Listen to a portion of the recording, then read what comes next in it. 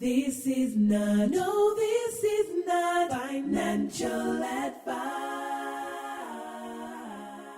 All right, Bryce. Well, I've got 5 of the worst pieces of financial advice or just worst financial content that we've come across online. You haven't seen them, so I'm excited to get your reactions. Yes. For people listening, you can jump over to YouTube and watch the videos along with Bryce. And let's get into the first one. When you're betting on sports, you know the team, you know the players, you know the point spread, and you get paid right after the fucking game. On the stock market, do you really know these companies? Do you know the day-to-day operations? Do you even know where the company's at? Do you know who's running the company? No, you don't. I can give you key elements and inside information on particular games that you cannot get in the stock market or have any clue on how to find valid information. So I just want you guys to really think about it. If you're going to invest, there's a lot more money to be made in sports betting than there is in the stock market. And I know there's going to be guys that come in and put comments, I'm making tons of money in the stock market. Well, you obviously aren't betting sports, because if you were and you were to compare the two, I can show you how to make a lot more money betting sports than you're getting in the stock market. Oh my God, I don't even know where to start with this guy. Everything that he said there, you can find very easily online. Do you even know who runs the company? Dude. Yeah. Yes. Yeah. Sports betting Love is... the glasses. Sports betting is a defined odds structure where the house is always wins. Yes. Yeah. I don't think he'd understand that concept, though. And the stock market is unlimited upside in a sense. It's not defined odds. It's anyway, we don't need to argue it. But it's also just like they're two fundamentally different things. Yeah, absolutely. And sure, you can treat the stock market like a casino, but that is certainly not how we approach it. No, throw to our very first YouTube video, I think that we did, called betting versus stocks. Yes. Yeah, I think stocks came out on top, I think. All right, next. All right, maybe we cut that for not the ringing endorsement that it was. All right, but here is video number 2. Called The Story of a 19-Year-Old Millionaire. So people keep asking me, how are you so rich? How are you so wealthy? How are you affording all these cars? I actually don't even use my own money to buy all this. I buy all my real estate with the bank's money, all my cars with the bank's money. I don't even use my own money. You can actually buy cars like these just like I do with no money down, none of my own money at least. So what I do is called leverage. So what I do is I go over to the bank, get money from the bank, use it as a down payment on a house, either apartment buildings, and the money that comes back, it's all mine. If you want to learn how to be rich like me, follow for more.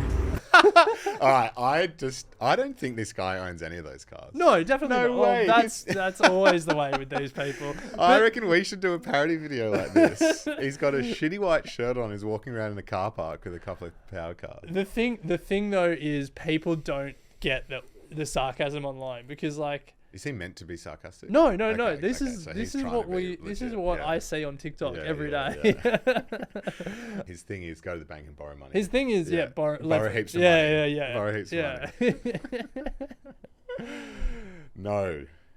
Buying also leverage in housing, yes. That is a thing. Leverage in buying sports cars, that's not a thing. Yeah, That's leverage. just borrowing money. Well, all of it's just borrowing money. Nothing is new about it. No. And you're also not a millionaire if you own assets, but you just have borrowed. heaps of leverage. Yeah. Don't borrow to buy a depreciating asset.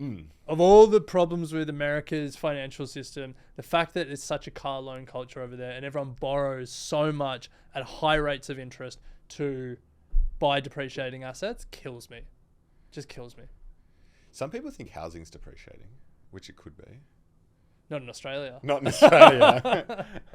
Like you have to upkeep it, if that makes sense. You know what I mean? Like, oh, bro, last time you started speaking about how you don't always make money on housing, you got rinsed in the YouTube comments. What that segment, looking back on it, we shouldn't have just compared it to equities. It should have just been straight up principal place of residence, don't put your eggs all in one basket. That's the message with that. Yeah. Well, Bryce, speaking of not losing money, how's this advice that I came across? Okay. Warren Buffett was once told in the '08 crash, Mr. Buffett, you have lost $10 million today. Do you know what he said? He said, I haven't lost anything. I haven't sold. Me and Buffett have the same mindset. I'm tens of thousands in loss on my Euro USD trades, but I haven't lost anything because I haven't closed the trade. No stop loss. We share that mindset and inshallah, the markets will turn around. And I will be profitable. That's the problem with these traders nowadays. Stop losses, closing their trades. Don't close, don't lose. Exactly, yeah. I don't mind that. No. Firstly, out of all of these, I'm seeing that you and I really need to improve on our kit, chains, sunnies. What we're wearing in studio. We're behind the 8 ball on all of these guys. I might come in next time for the next segment. Remind me, I'll dress up. Okay, all right. We won't edit that out. You're gonna have to do that. But yeah, technically he's not wrong. No, well, I mean, He hasn't like actualized the loss. Yeah, but On him paper. saying that people who are trading, especially he was trading currencies, not having a proper risk management framework, dodgy. like stop losses, stupid. Yes. Warren Buffett is not trading No, short-term no. trading currencies. All right, what's all this right. one? I'm going to be a millionaire. I'm gonna be a millionaire before I'm 20, and this is how. I work for my dad's company. I have a contract with them and I get paid every month. That money then goes into real estate where I get some passive income I get to go spend. I never get to touch that principal income. So every year that principal doubles, triples, it stacks on top of each other. And over time that principal in real estate will make me a millionaire. By the time I'm like 20 years old, I have like 600, 800,000 in real estate from that agreement we have. Firstly, that's not a million. I know. So 600,000 to 800,000 is not a millionaire. So you're not a millionaire. Secondly, the income that she was taking from that, she said she was going to go and spend, and she reckons housing is doubling every year. Well, also, And she works for Daddy's company. that was. I reckon the video could have been this long. I'm gonna be a millionaire before I'm 20, and this is how. I work for my dad's company. You already are a millionaire. Congratulations. And look, goodness. nothing wrong with that, but like if you're that's Grant Cardone's daughter, and if Who's Grant Cardone? you and I live in different social media worlds. He's like a real like spivvy, like sell you a financial course. I invest in real estate. Okay. Big in America, massive. Okay. Like videos on private jets, blah blah blah. But terrible financial advice. If you're in that situation, just don't make social media videos about it, telling other people how you're going to do it. Yeah. It would be- At least if you're going to tell people how to do it, make sure it's right. So every Friday, if you enjoy these videos, the cringe and the terrible advice, we do a roundup every Friday on our Instagram. So go and subscribe there because this is just the tip of the iceberg. As sad as it is, there is so much bad what would we advice become out if there. we tried doing that? Probably bigger than we are right Yeah. now.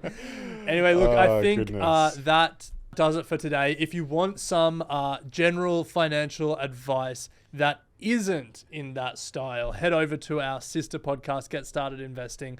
Bryce and I break down all the basics of investing, the steps you need to get started. So get off TikTok, get off Instagram, and get on the podcast app. That is the place to learn to invest. The next episode, we go deep on our savings rates. Okay, there you Yes, go. You see, yes. that would not make good TikTok content, but hopefully it's a little bit more useful. So that will do it for today. Thanks everyone for tuning in. Make sure you're subscribed so you don't miss an episode. I will say this about investing. Everything you do learn is cumulative. What I learned at 20 is useful.